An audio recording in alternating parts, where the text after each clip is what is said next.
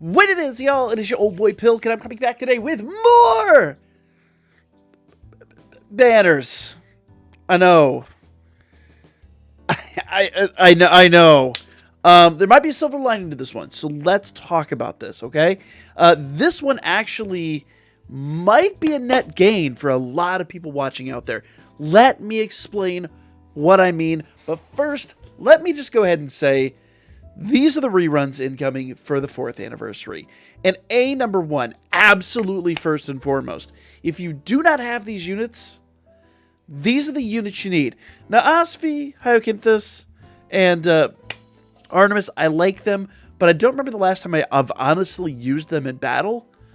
These three I use all the time, and Aisha is an absolute must if you have the Water Bell. If you don't have Bell, get him first, and then save up a few Iris and go after Aisha. You need those two. You gotta have those two. And I will say, the Haruhime and Belt Banner that's going away tonight, if you don't have Haruhime maxed, you are absolutely making a mistake. She is the first unit, first and foremost, above any and all other units running right now. You gotta have Haruhime, guys. You need her. She goes away tonight. If you don't have her maxed, I can't help you. Every single video I produce, she is absolutely first and foremost on my team. If not, she's coming in late game for a very good reason. She's so good. I can't stress enough, if you don't have her, you need her. Same with the Water Bell and this Aisha. If you don't have those three units, not much I can do for you. Apollo's great. Ryu's great. These units are, like, the rerun units are absolutely paramount. Absolutely the biggest must out there. But I've harped on those units time and time again. We've used them in Grand War. I've shown you how awesome they are. If you're not sold by now, there's literally nothing I can do to help you in this game. So just make sure you understand that they're first and foremost on your list.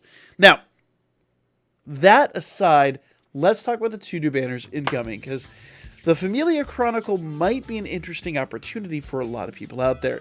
If you guys didn't see the video I produced last week, I'll put it in the description down below if I remember, which I rarely do. But it's all about CP rewards and how those benefit you. And these two banners each give you a new opportunity to get some CP rewards. CP rewards literally just power up your basically any unit that has the same name.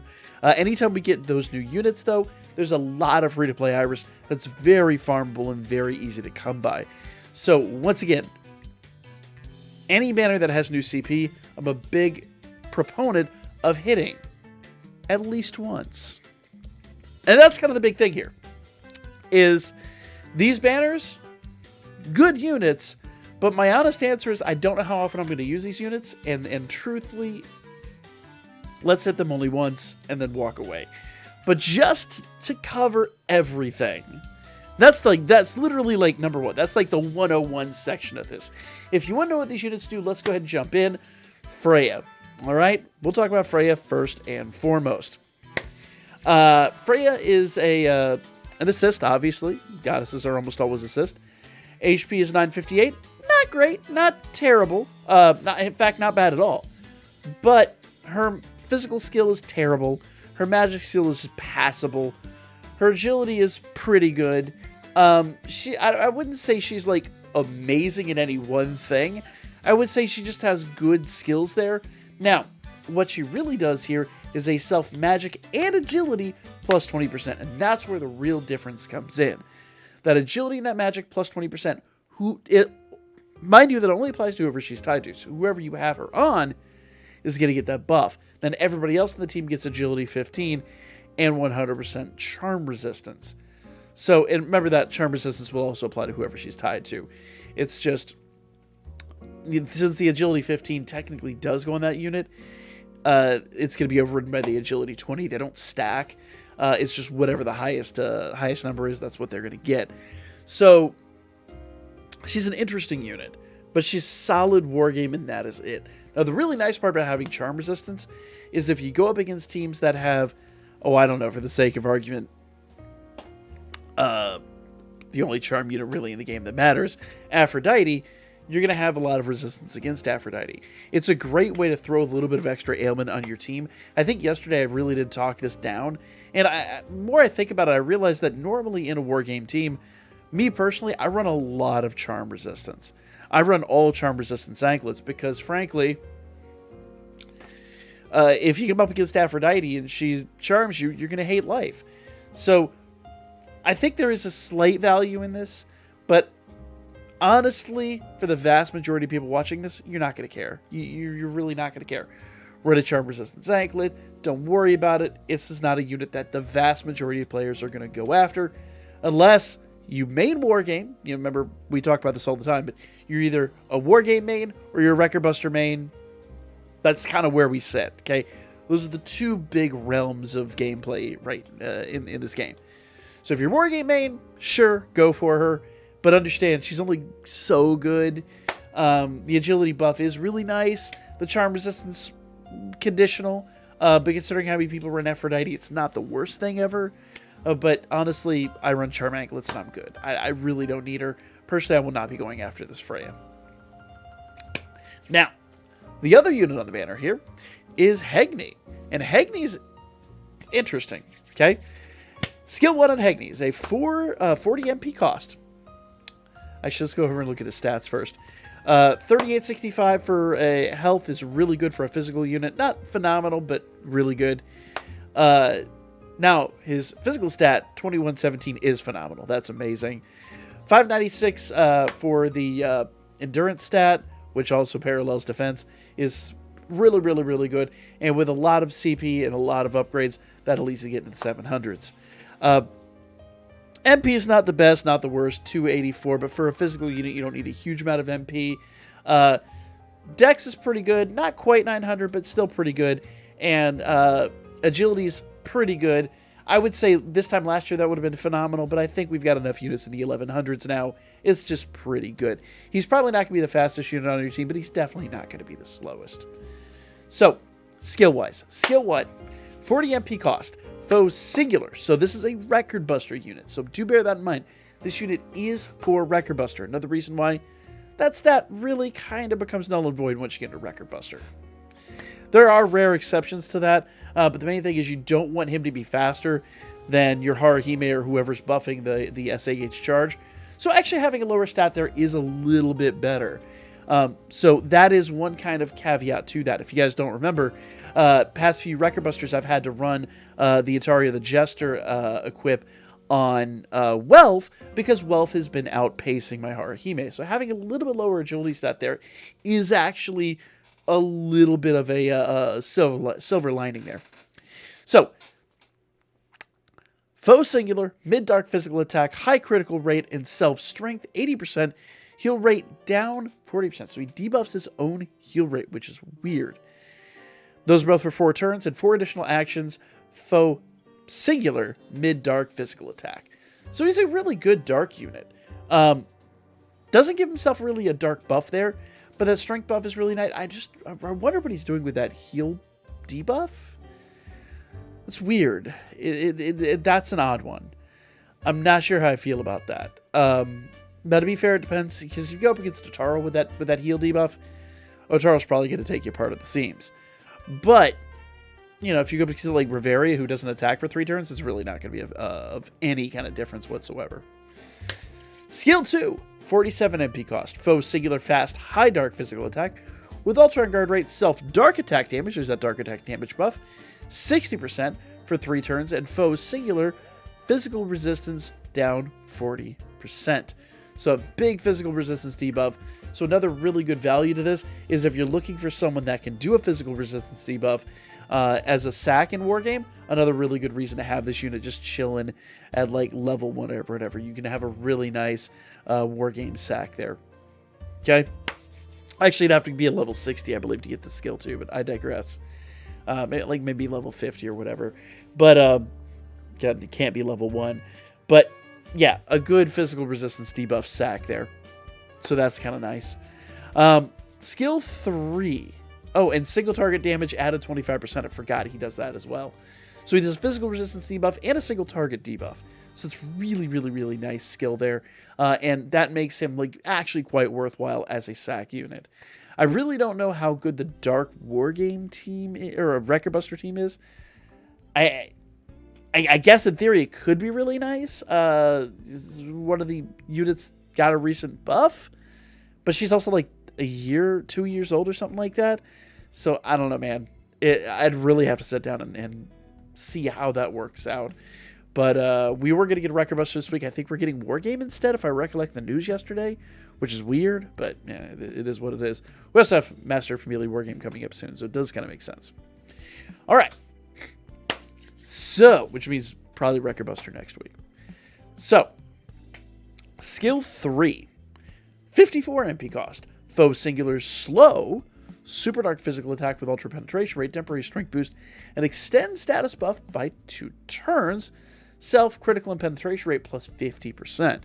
So that's a really nice buff there. And the nice part about that is being a slow skill and being a debuff, I think I said status buffs, status debuff replicator will be really nice for some of those early debuffs that you get out there with sack units. So if you're really using this unit on a mainline team, you can use that early on. You won't outpace anybody that's doing the SA gauge charge buffing.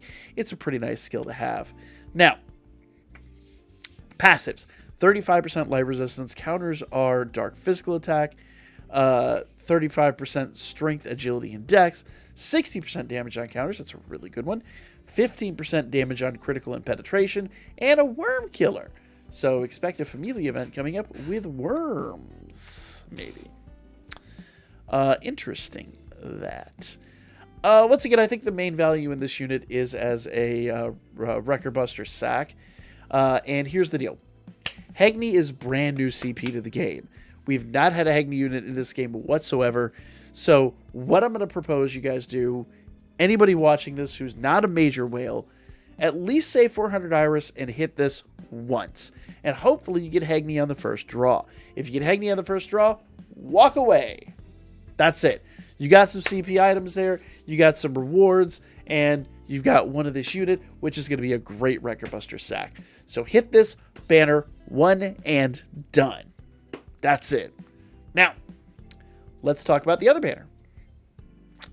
And I have a correction on this banner, but not entirely my fault. We'll get into it. Instead of Hegnae, we have Hedon. Sorry, Hedon. Almost called him Hedon. Hedon's interesting. Skill 1 for Hedon. Actually, before I get into skill 1, let's talk about his stats again. I had jumped ahead of myself. 3683, which he is a Magic Thunder unit, so 3683 is a really good HP stat for Magic. Remember, Magic tends to be a little squishier. MP's 407, that's pretty respectable. Not end of the world stuff, but respectable. Magic stat is 2010. That's really good for Magic. Anything over 2000 for Magic is phenomenal. And 509, anything over 500 in the endurance stat is really, really, really good for Magic. 835 isn't the end of the world for Dex, but I mean, once again, with an endurance stat that high and an agility stat this high, I kind of expect Dex to be a little bit lower. But once again, agility stat is way up there. 1119 for Magic units. Just phenomenal. Give you a really speedy unit, really fast unit, and a pretty strong unit too. So, let's talk about the skills, because I always get ahead of myself and do skills before I do any of that stuff. Skills. Skill 1, 61 MP cost. Foes, plural. So he's AoE. Low thunder magic attack with ultra and counter rate. Self, thunder attack damage and agility plus 70%. What? Agility plus 70%. For 4 turns. And foes, plural, agility down 35% for 4 turns. And 4 additional actions, foes, plural, low thunder magic attack with ultra guard rate. So let me explain what this dude's going to do. He's Wargame 100%. And really what this guy does is he comes out of the gate and he says, cool, I am faster than you. I am just flat out going to be the first person attacking next turn. Turn 2, old boy's going to come with a skill 2. Foes, plural. Remember, he's also going to have the thunder buff there.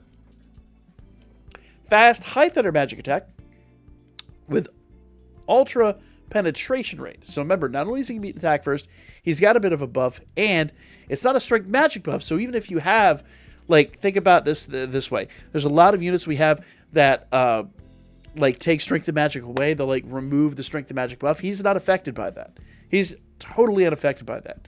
And he's super fast. He's like the first attacker every single time. Unless there's like a major debuff on him or you find a way to remove his agility stat. Most situations, this dude's going to be the first attacker on turn 2.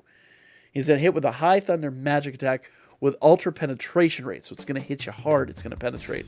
40% skill damage per self magic debuff and self magic plus 60%. So most people are going to hit you with a strength of magic debuff. And remember, 40% skill damage per self magic debuff. Most people debuff on the adventure side and the assist side. What this guy does is he comes in turn 2. And he says, cool, I have a thunder buff, which most people are not removing. My strength and magic are probably debuffed on both the adventure and the assist side. I'm going to give myself 80% damage for that magic debuff on the adventure and the assist side. It's 40 per, so most times it's going to be 80%. And I'm going to hit you quick, fast, and in a hurry. Bam, bam, and that is going to take some folks out. That is going to hurt. That is going to be a deadly, deadly, deadly skill. I actually fear what this guy's going to be like in Wargame. I'm going to be totally honest. He's a Wargame monster. Yeah.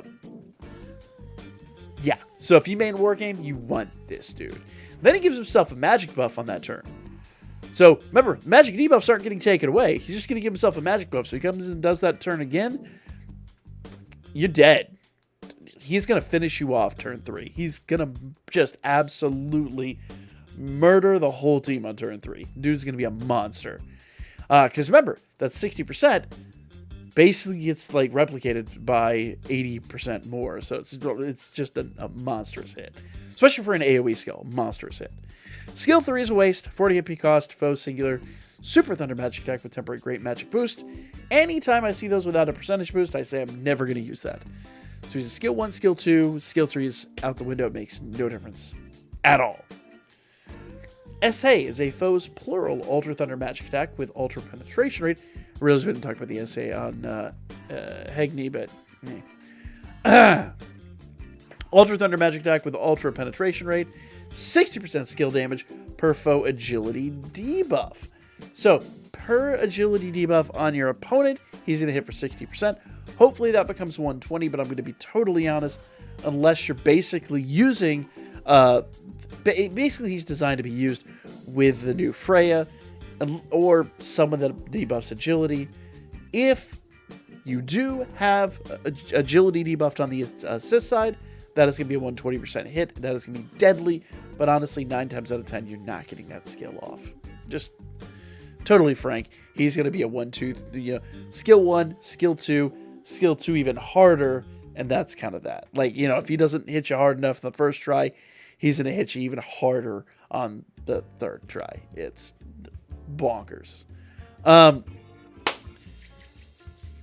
if you want to talk about Hegnae, he's a foe singular ultra dark physical attack with ultra penetration rate, skill damage 60% per each heal debuff.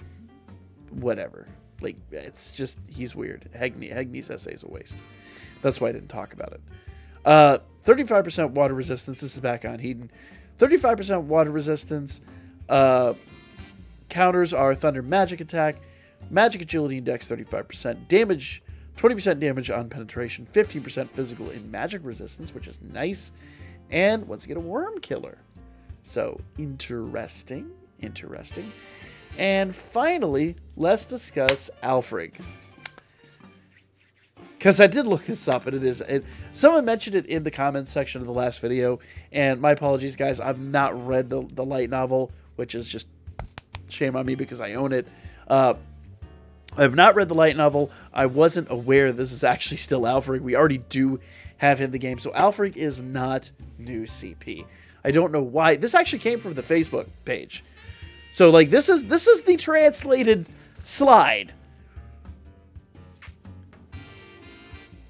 We have Alfred in the game, and I don't know why they call him Alfred here. I don't know if they're going to fix that or change that. But in theory, this should not be new CP. If they do, it's busted and it doesn't make any sense whatsoever. But this is Alfred, and we already have Alfred in the game. Let's talk about what Alfred does. But Alfred will not be fresh CP. So, Alfred. Let's go ahead and grab his skills here. HP is 3893. That's really good for a Thunder physical unit. Physical stat is 2088. That's really good once again. MP is 277. It is what it is. Defensive stat is 569. Nice. And Dex is 870, which is, once again, really good. Not phenomenal, but really good. 1168, however, for agility is really, really, really phenomenal. Now, skill 1.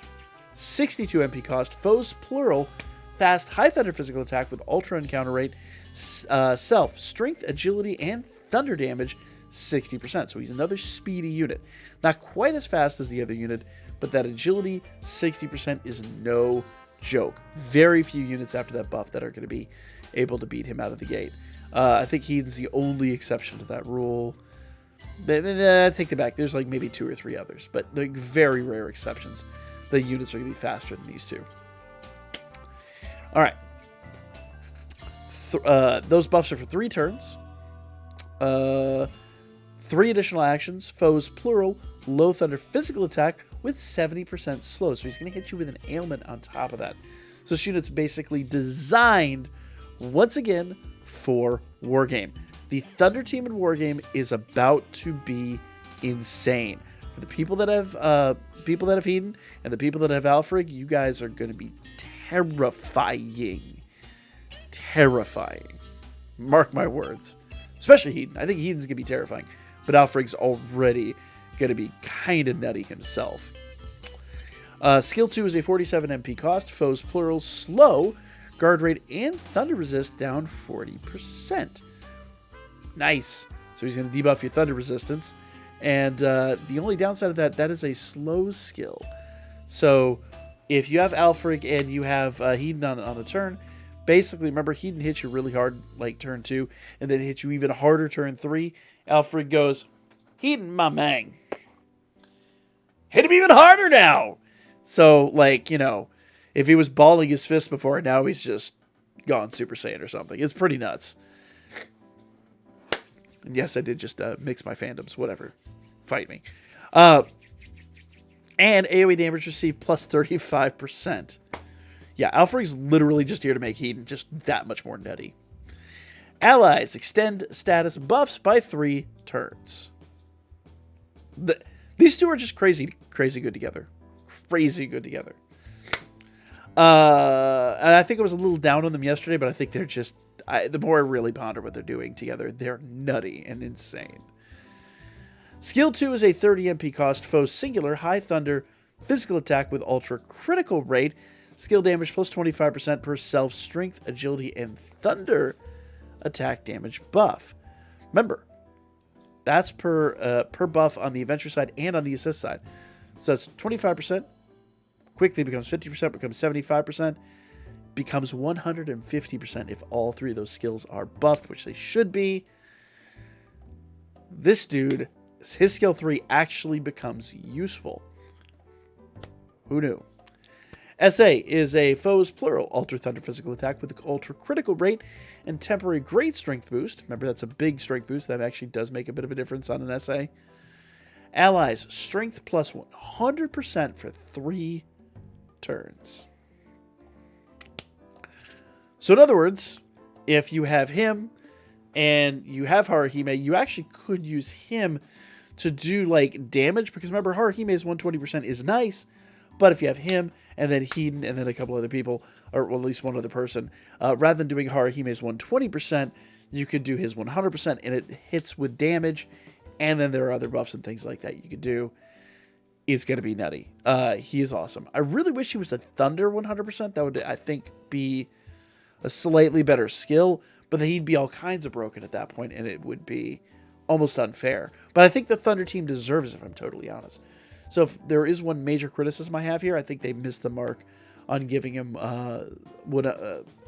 Thunder damage 100% instead of strength. But, that's just me being slightly critical of a really awesome unit.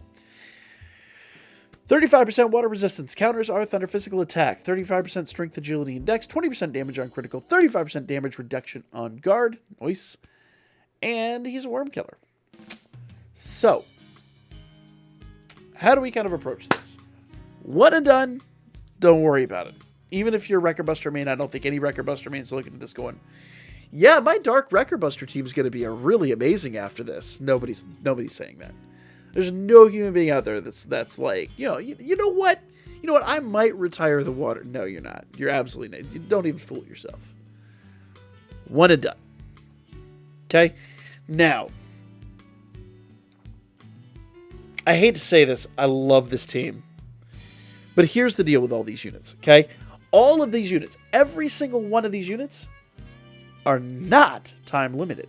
So they're going to be general pool units after this. So the majority of my free to play people here, one and done. Try to get Hedon and then walk away. My War Games mains, pay attention to this team. Pay close attention to this team. For me personally, I'm about to get it's the turn of another month, and I'm going to be getting another, one of those Familia tickets. So I'm probably going to wait until these guys are added to the general pool and then drop that ticket next month. I think the general pool should update sometime mid-month to include these guys. So for me, I'm going to hold off on that. I'm going to wait till they're added to the general pool and probably pull in that monthly ticket. So personally, me, I'm going to go after these guys. I don't have enough Iris to do it tonight, so I'll probably just do one and done on the stream. But eventually I would like to, and sooner than later, I would like to max both these guys out, because I really think my War Game team will be better than it already is with this combination, personally. I think they're going to be a really, really, really strong War Game team. So, but the vast majority of you listening, one and done. And just as a reminder, if you don't have the anniversary units, prioritize them. They're not time limited. Once they're gone, they'll be gone for quite a bit of time. These units, they're not time limited. They're going to the general pool within like 2 to 3, 4 weeks tops. Don't lose sleep over them if you miss them. You'll have other opportunities. Hell, you could pull them at a 2 or 3 star ticket, for goodness sakes. So just, one and done. Hopefully you get the new units. If you don't, whatever. Remember, the 1st, 4th, 7th, and 10th draws are all guaranteed to be some kind of unit. And there's only 2 units on each team. So literally on that first draw, you've got a 50-50 chance of getting fresh CP. It's totally worth the one hit. Other than that, walk away. The vast majority of you. But if you have a blowhole, you already know where I'm at. Like, comment, share. I'll catch you guys tonight for the Danmachi live stream at 9 p.m. See y'all there. Eastern time. Not, if you show up 9 p.m. Pacific, we're going to be offline. Sorry. Eastern time, 9 p.m. Whatever that is your time zone. Just, math. Yeah.